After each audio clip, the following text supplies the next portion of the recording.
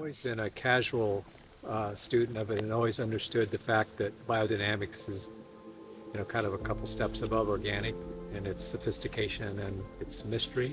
About 20 years ago, I was working with another maple farmer that was really into biodynamic and wanted us to figure it out. But at the time, there wasn't the infrastructure or the knowledge here in Viroqua to do all of the preparations and all of the different things that you needed to do.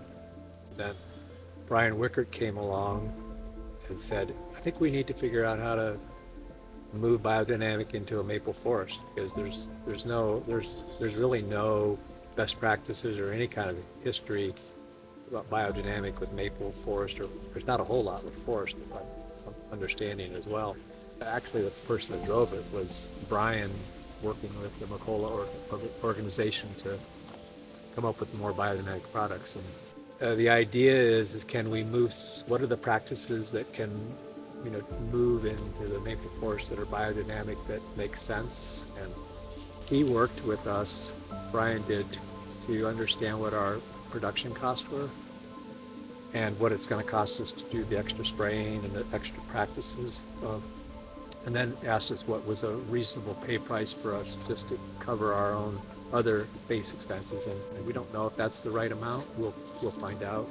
But the nice thing is they're really wanting to work with us to figure out what that right spot is so that we can know together and be transparent about our cost and what we're trying to do. And if you think about the type of agricultures that we have today, it's, you till up the soil every year. This is permaculture at its best.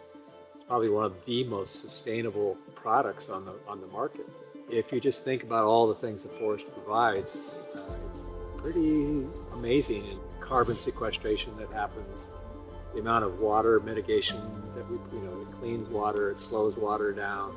You're creating oxygen and CO2 and sequestering it. And you look at the biodiversity. We've talked about the forest cover and how the wide variety of plant life that we have here. And it's been around for a long time, and it's really important that we keep forest around.